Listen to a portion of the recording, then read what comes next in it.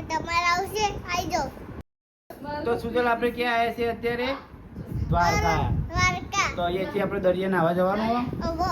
તો દ્વારકાનું મંદિર ક્યાં છે એ દેખાય અહીંયાથી. આ પીકે આવશે હા, અમારો પીકે આવે છે. તો બધા પીકે. Hello guys. તાર મમ્મી ગાડી ભેલી રાખી છે. તો પછી આ બધા અત્યારે ફોટોશૂટ ચાલુ છે. આ બાજુ જોજો. આ કીસુ છે અને અમારા લાડકભાઈ ભાનુ. મામા